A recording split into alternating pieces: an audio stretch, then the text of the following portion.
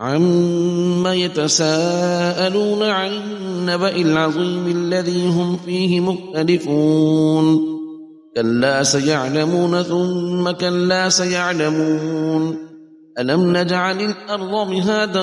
وَالْجِبَالَ أَوْتَادًا وَخَلَقْنَاكُمْ أَزْوَاجًا وَجَعَلْنَا نَوْمَكُمْ سُبَاتًا وَجَعَلْنَا اللَّيْلَ لِبَاسًا وَجَعَلْنَا النَّهَارَ مَعَاشًا وَبَنَيْنَا فَوْقَكُمْ سَبْعًا شِدَادًا وَجَعَلْنَا سِرَاجًا وَهَّاجًا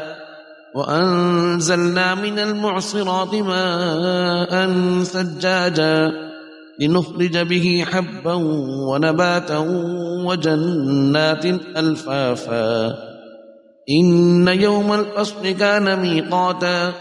يَوْمَ يُنفَخُ فِي الصُّورِ فَتَأْتُونَ أَفْوَاجًا وَفُتِحَتِ السَّمَاءُ فَكَانَتْ أَبْوَابًا وَسُيِّرَتِ الْجِبَالُ فَكَانَتْ سَرَابًا إِنَّ جَهَنَّمَ كَانَتْ مِرْصَادًا لِلطَّاغِينَ مَآبًا لَابِثِينَ فِيهَا أَحْقَابًا لَا يَذُوقُونَ فِيهَا بَرْدًا وَلَا شَرَابًا إِلَّا حَمِيمًا وَغَسَّاقًا جَزَاءً وِفَاقًا إِنَّهُمْ كَانُوا لَا يَرْجُونَ حِسَابًا وَكَذَّبُوا بِآيَاتِنَا كِذَّابًا وَكُلَّ شَيْءٍ أَحْصَيْنَاهُ كِتَابًا فَذُوقُوا فَلَن نَّزِيدَكُمْ إِلَّا عَذَابًا إِنَّ لِلْمُتَّقِينَ مَفَازًا حَدَائِقَ وَأَعْنَابًا وَكَوَاعِبَ أَتْرَابًا وَكَأْسًا دِهَاقًا لَّا يَسْمَعُونَ فِيهَا لَغْوًا وَلَا كِذَّابًا جَزَاءً مِّن رَّبِّكَ عَطَاءً حِسَابًا رَبِّ السَّمَاوَاتِ وَالْأَرْضِ وَمَا بَيْنَهُمَا الرَّحْمَنِ لَا يَمْلِكُونَ مِنْهُ خِطَابًا يَوْمَ يَقُومُ الرُّوحُ وَالْمَلَائِكَةُ صَفًّا لَّا يَتَكَلَّمُونَ إِلَّا مَنْ أَذِنَ لَهُ الرَّحْمَنُ وَقَالَ صَوَابًا ذَلِكَ الْيَوْمُ الْحَقُّ فَمَن شَاءَ اتَّخَذَ إِلَىٰ رَبِّهِ مَآبًا إِنَّا أَنذَرْنَاكُمْ عَذَابًا قَرِيبًا يَوْمَ يَنظُرُ الْمَرْءُ مَا قَدَّمَتْ يَدَاهُ وَيَقُولُ الْكَافِرُ يَا لَيْتَنِي كُنتُ تُرَابًا وَالنَّازِعَاتِ غَرْقًا وَالنَّاشِطَاتِ نَشْطًا وَالسَّابِحَاتِ سَبْحًا فَالسَّابِقَاتِ سَبْقًا فَالْمُدَبِّرَاتِ أَمْرًا يَوْمَ تَرْجُفُ الرَّاجِفَةُ تَتْبَعُهَا الرَّادِفَةُ قُلُوبٌ يَوْمَئِذٍ وَاجِفَةٌ أَبْصَارُهَا خَاشِعَةٌ يَقُولُونَ أَإِنَّا لَمَرْدُودُونَ فِي الْحَافِرَةِ أَإِذَا كُنَّا عِظَامًا نَخِرَةً قَالُوا تِلْكَ إِذًا كَرَّةٌ خَاسِرَةٌ فَإِنَّمَا هِيَ زَجْرَةٌ وَاحِدَةٌ فَإِذَا هُم بِالسَّاهِرَةِ هَلْ أَتَاكَ حَدِيثُ مُوسَىٰ إِذْ نَادَاهُ رَبُّهُ بِالْوَادِ الْمُقَدَّسِ طُوًى اذْهَبْ إِلَىٰ فِرْعَوْنَ إِنَّهُ طَغَىٰ فَقُلْ هَل لَّكَ إِلَىٰ أَن تَزَكَّىٰ وَأَهْدِيَكَ إِلَىٰ رَبِّكَ فَتَخْشَىٰ فَأَرَاهُ الْآيَةَ الْكُبْرَىٰ فَكَذَّبَ وَعَصَىٰ ثُمَّ أَدْبَرَ يَسْعَىٰ فَحَشَرَ فَنَادَىٰ فَقَالَ أَنَا رَبُّكُمُ الْأَعْلَىٰ فَأَخَذَهُ اللَّهُ نَكَالَ الْآخِرَةِ وَالْأُولَىٰ إِنَّ فِي ذَٰلِكَ لَعِبْرَةً لِّمَن يَخْشَىٰ أَأَنتُمْ أَشَدُّ خَلْقًا أَمِ السَّمَاءُ بَنَاهَا رَفَعَ سَمْكَهَا فَسَوَّاهَا وَأَغْطَشَ لَيْلَهَا وَأَخْرَجَ ضُحَاهَا وَالْأَرْضَ بَعْدَ ذَلِكَ دَحَاهَا أَخْرَجَ مِنْهَا مَاءَهَا وَمَرْعَاهَا وَالْجِبَالَ أَرْسَاهَا مَتَاعًا لَّكُمْ وَلِأَنْعَامِكُمْ فَإِذَا جَاءَتِ الطَّامَّةُ الْكُبْرَىٰ يَوْمَ يَتَذَكَّرُ الْإِنسَانُ مَا سَعَىٰ وَبُرِّزَتِ الْجَحِيمُ لِمَن يَرَىٰ فَأَمَّا مَن طَغَىٰ وَآثَرَ الْحَيَاةَ الدُّنْيَا فَإِنَّ الْجَحِيمَ هِيَ الْمَأْوَىٰ وَأَمَّا مَنْ خَافَ مَقَامَ رَبِّهِ وَنَهَى النَّفْسَ عَنِ الْهَوَىٰ فَإِنَّ الْجَنَّةَ هِيَ الْمَأْوَىٰ يَسْأَلُونَكَ عَنِ السَّاعَةِ أَيَّانَ مُرْسَاهَا فيم أنت من ذكراها إلى ربك منتهاها إنما أنت منذر من يخشاها كأنهم يوم يرونها لم يلبثوا إلا عشية أو ضحاها عبس وتولى أن جاءه الأعمى وما يدريك لعله يزكى أو يذكر فتنفعه الذكرى أما من استغنى فأنت له تصدى وما عليك ألا يزكى وأما من جاءك يسعى وهو يخشى فأنت عنه تلهى كلا إنها تذكرة فمن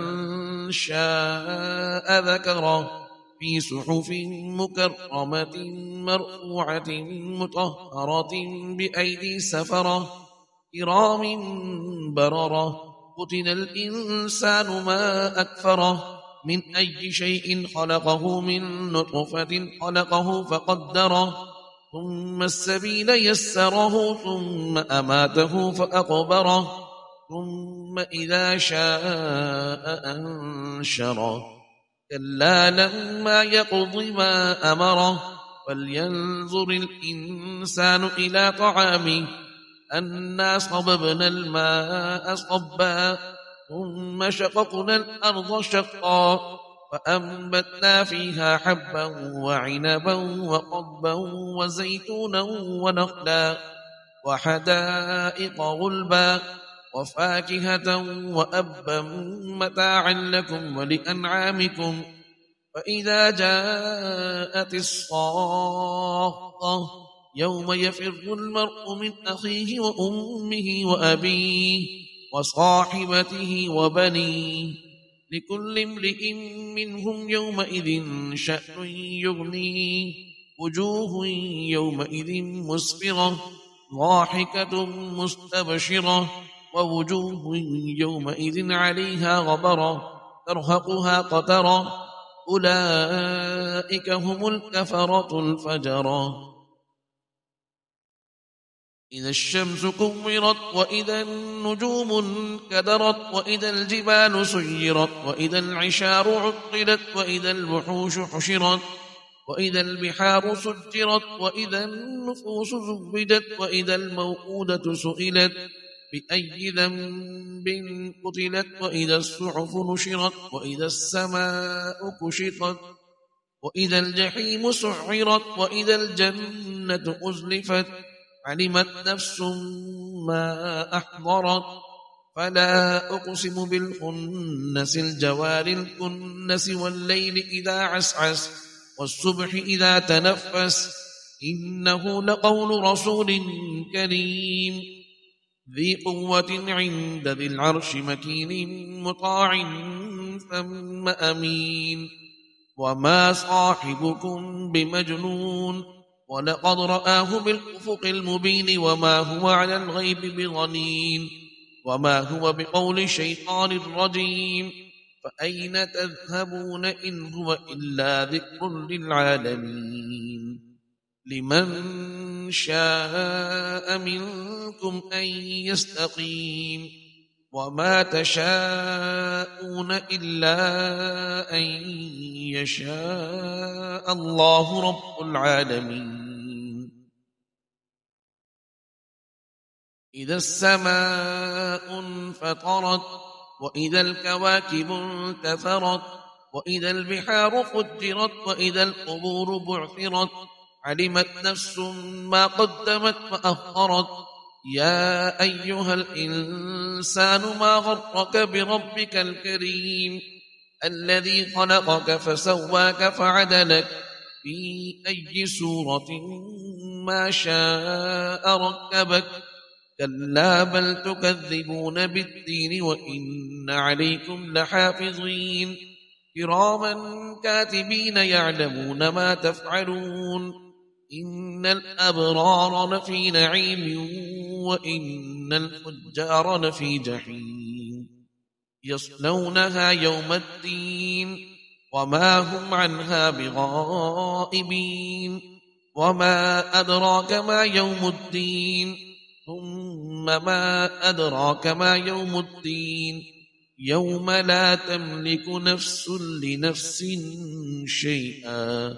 والأمر يومئذ لله.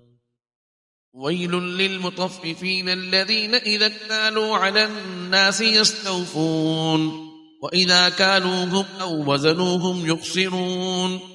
ألا يظن أولئك أنهم مبعوثون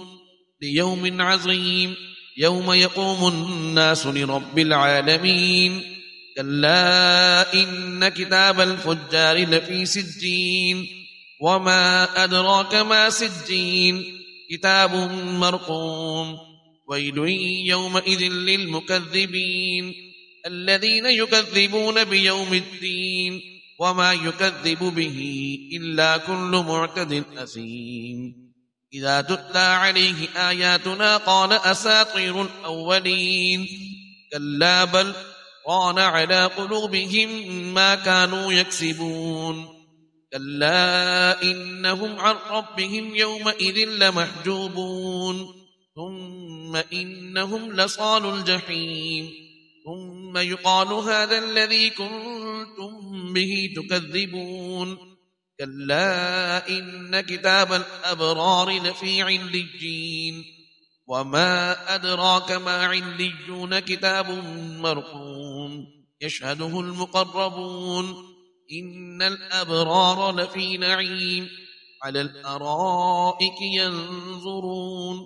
تعرف في وجوههم نظرة النعيم يسقون من رحيق مختوم ختامه مسك وفي ذلك فليتنافس المتنافسون. ومزاجه من تسنيم عينا يشرب بها المقربون. إن الذين أجرموا كانوا من الذين آمنوا يضحكون وإذا مروا بهم يتغامزون وإذا انقلبوا إلى أهلهم انقلبوا فكهين وإذا رأوهم قالوا إن هؤلاء لضالون وما أرسلوا عليهم حافظين. فاليوم الذين آمنوا من الكفار يضحكون على الأرائك ينظرون هل ثوب الكفار ما كانوا يفعلون. إذا السماء انشقت وأذنت لربها وحقت وإذا الأرض مدت وألقت ما فيها وتخلت وأذنت لربها وحقت. يا أيها الإنسان إنك كادح إلى ربك كدحا فملاقيه. فأما من أوتي كتابه بيمينه فسوف يحاسب حسابا يسيرا وينقلب إلى أهله مسرورا. وأما من أوتي كتابه وراء ظهره فسوف يدعو ثبورا ويصلى سعيرا إنه كان في أهله مسرورا إنه ظن أن لن يحور بلى إن ربه كان به بصيرا. فلا أقسم بالشفق والليل وما وسق والقمر إذا اتسق لتركبن طبقا عن طبق فما لهم لا يؤمنون وإذا قرئ عليهم القرآن لا يسجدون بل الذين كفروا يكذبون والله أعلم بما يوعون فبشرهم بعذاب أليم إلا الذين آمنوا وعملوا الصالحات لهم أجر غير ممنون. والسماء ذات البروج واليوم الموعود وشاهد ومشهود قتل أصحاب الأخدود النار ذات الوقود إذ هم عليها قعود وهم على ما يفعلون بالمؤمنين شهود. وما نقموا منهم إلا أن يؤمنوا بالله العزيز الحميد الذي له ملك السماوات والأرض والله على كل شيء شهيد. إن الذين فتنوا المؤمنين والمؤمنات ثم لم يتوبوا فلهم عذاب جهنم ولهم عذاب الحريق. إن الذين آمنوا وعملوا الصالحات لهم جنات تجري من تحتها الأنهار ذلك الفوز الكبير. إن بطش ربك لشديد إنه هو يبدئ ويعيد وهو الغفور الودود ذو العرش المجيد فعال لما يريد.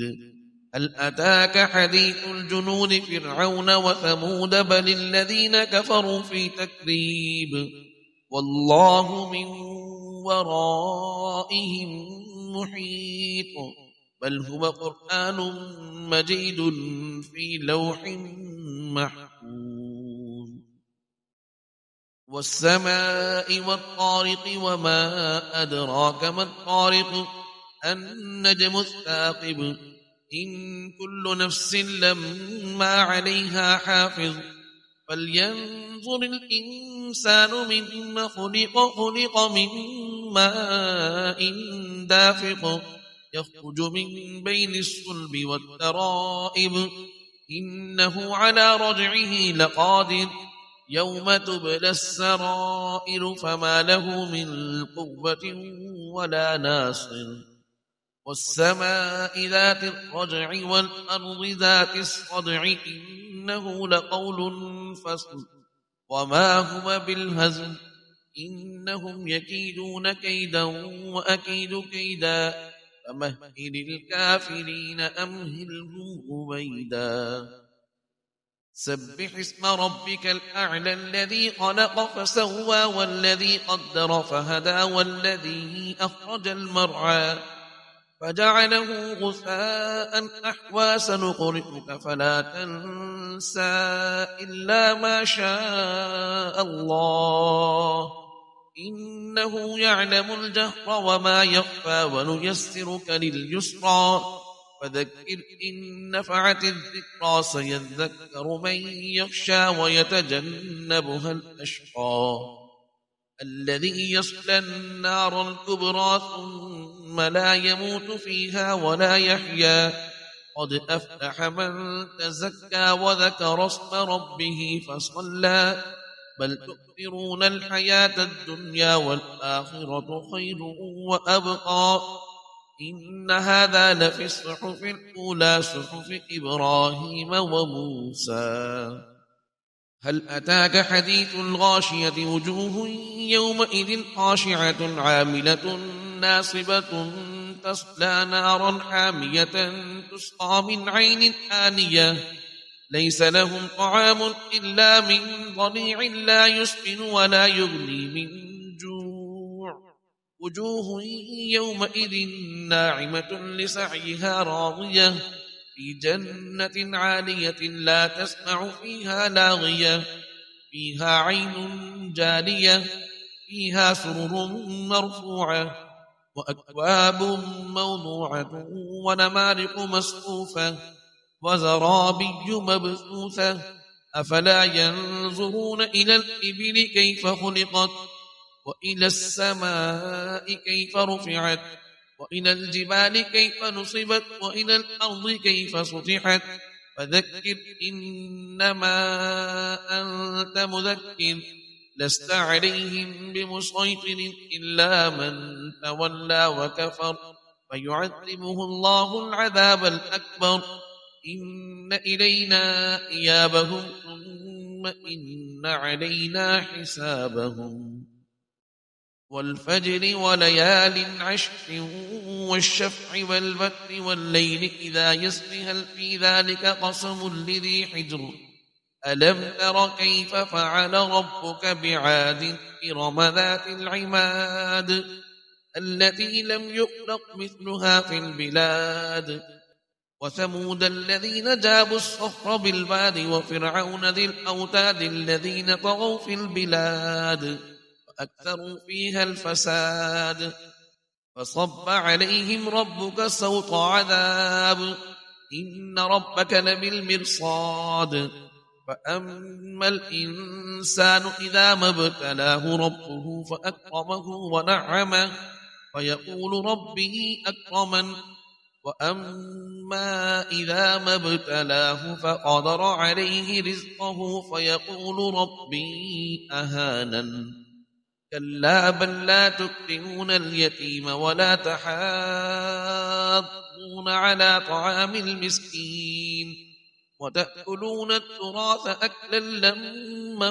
وتحبون المال حبا جما كلا إذا دكت الأرض دكا دكا وجاء ربك والملك صفا صفا وجيء يومئذ بجهنم يومئذ يتذكر الإنسان وأنى له الذكرى يقول يا ليتني قدمت لحياتي فيومئذ لا يعذب عذابه أحد ولا يوثق وثاقه أحد يا أيتها النفس المطمئنة ارجعي إلى ربك راضية مرضية فادخلي في عبادي وادخلي جنتي لا أقسم بهذا البلد وأنت حل بهذا البلد ووالد وما ولد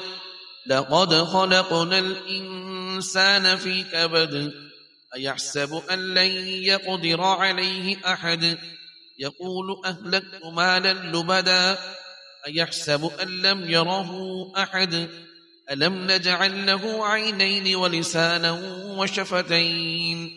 وهديناه النجدين فلاقتحم العقبة وما أدراك ما العقبة فك رقبة أو إطعام في يوم ذي مسغبة يتيما ذا مقربة أو مسكينا ذا متربة ثم كان من الذين آمنوا وتواصوا بالصبر وتواصوا بالمرحمة أولئك أصحاب الميمنة والذين كفروا بآياتنا هم أصحاب المشأمة عليهم نار مؤصدة والشمس وضحاها والقمر إذا تلاها والنهار إذا جلاها والليل إذا يغشاها والسماء وما بناها والأرض وما طحاها ونفس وما سواها فألهمها فجورها وتقواها قد أفلح من زكاها وقد خاب من دساها كذبت ثمود بطغواها إذ انبعث أشقاها فقال لهم رسول الله ناقة الله وسقياها فكذبوه فعقروها فدمدم عليهم ربهم بذنبهم فسواها ولا يخاف عقباها والليل إذا يغشى والنهار إذا تجلى وما خلق الذكر والأنثى إن سعيكم لشتى فأما من أعطى واتقى وصدق بالحسنى فسنيسره لليسرى وأما من بخل واستغنى وكذب بالحسنى فسنيسره للعسرى وما يغني عنه ماله إذا تردى إن علينا للهدى وإن لنا للآخرة والأولى وأنذرتكم نارا فلظى لا يصلاها إلا الأشقى الذي كذب وتولى وسيجنبها الأتقى الذي يؤتي ماله يتزكى وما لأحد عنده من نعمة تجزى إلا ابتغاء وجه ربه الأعلى ولسوف يرضى والضحى والليل إذا سجى ما ودعك ربك وما قلى وللآخرة خير لك من الأولى ولسوف يعطيك ربك فترضى ألم يجدك يتيما فآوى ووجدك ضالا فهدى ووجدك عائلا فأغنى فأما اليتيم فلا تقهر وأما السائل فلا تنهر وأما بنعمة ربك فحدث ألم نشرح لك صدرك ووضعنا عنك وزرك الذي أنقض ظهرك ورفعنا لك ذكرك فإن مع العسر يسرا إن مع العسر يسرا فإذا فرغت فانصب وإلى ربك فارغب والتين والزيتون وطور سينين وهذا البلد الأمين لقد خلقنا الإنسان في أحسن تقويم ثم رددناه أسفل سافلين إلا الذين آمنوا وعملوا الصالحات فلهم أجر غير ممنون فما يكذبك بعد بالدين أليس الله بأحكم الحاكمين اقرأ باسم ربك الذي خلق خلق الإنسان من علق اقرأ وربك الأكرم الذي علم بالقلم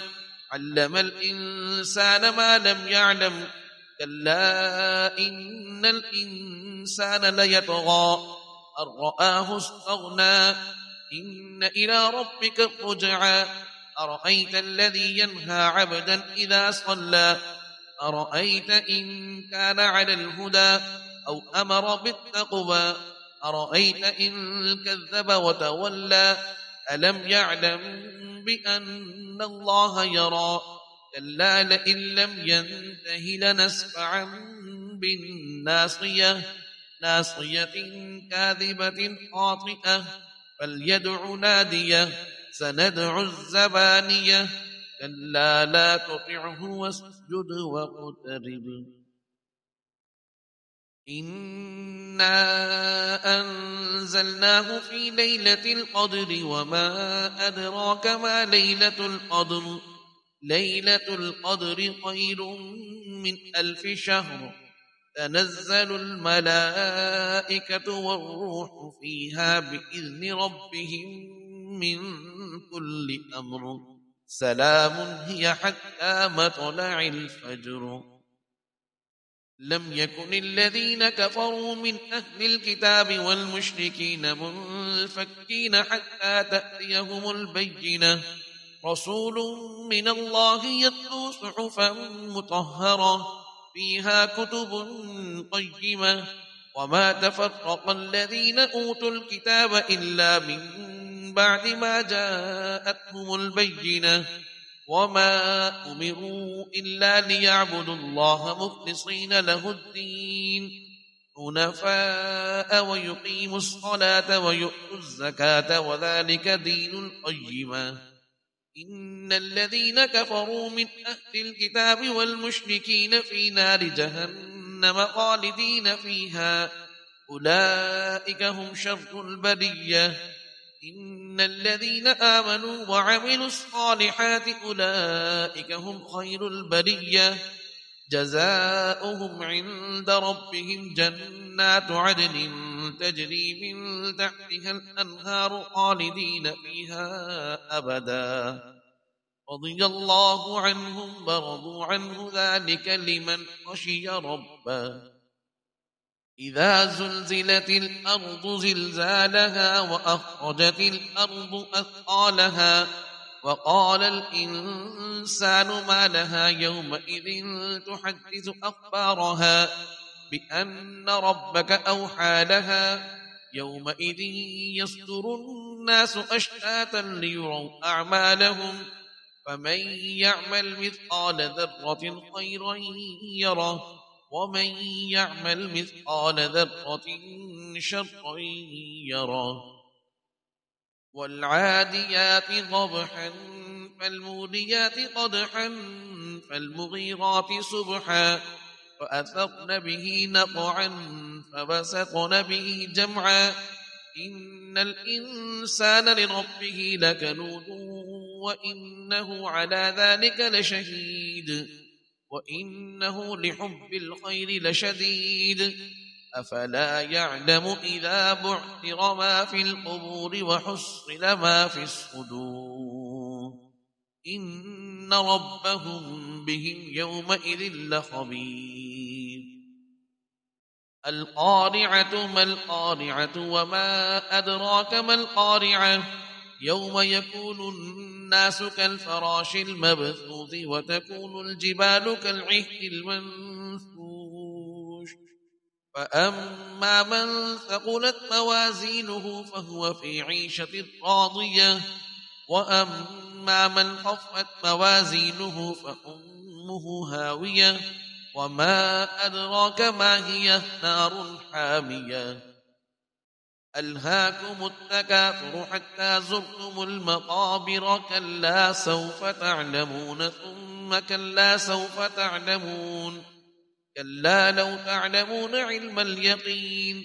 لترضن الجحيم ثم لترضنها عين اليقين ثم لتسألن يومئذ عن النعيم والعصر إن الإنسان لفي خسر إلا الذين آمنوا وعملوا الصالحات وتواصوا بالحق وتواصوا بالصبر ويل لكل همزة لمزة الذي جمع مالا وعدده يحسب أن ماله أخلده كلا لينبذن في الحطمة وما أدراك ما الحطمة نار الله الموقدة التي تطلع على الأفئدة إنها عليهم مؤصدة في عمد ممددة ألم تر كيف فعل ربك بأصحاب الفيل ألم يجعل كيدهم في تضليل وأرسل عليهم طيرا أبابيل ترميهم بحجارة من سجيل فجعلهم كعصف مأكول لإيلاف قريش إيلافهم رحلة الشتاء والصيف فليعبدوا رب هذا البيت الذي أطعمهم من جوع وآمنهم من خوف أرأيت الذي يكذب بالدين فذلك الذي يدع اليتيم ولا يحض على طعام المسكين فويل للمصلين الذين هم عن صلاتهم ساهون الذين هم يراءون ويمنعون الماعون إنا أعطيناك الكوثر فصل لربك وانحر إن شانئك هو الأبتر قل يا أيها الكافرون لا أعبد ما تعبدون ولا أنتم عابدون ما أعبد ولا أنا عابد ما عبدتم ولا أنتم عابدون ما أعبد لكم دينكم ولي دين إذا جاء نصر الله والفتح ورأيت الناس يدخلون في دين الله أفواجا فسبح بحمد ربك واستغفر إنه كان توابا تبت يدا أبي لهب وتب ما أغنى عنه ماله وما كسب سيصلى نارا ذات لهب وامرأته حمالة الحطب في جيدها حبل من مسد قل هو الله أحد الله الصمد لم يلد ولم يولد ولم يكن له كفوا أحد قل أعوذ برب الفلق من شر ما خلق ومن شر غاسق إذا وقب ومن شر النفاثات في العقد ومن شر حاسد إذا حسد قل أعوذ برب الناس ملك الناس إله الناس من شر الوسواس الخناس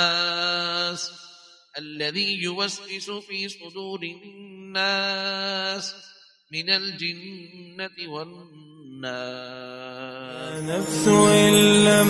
تظفري لا تجزعي وإلى موعد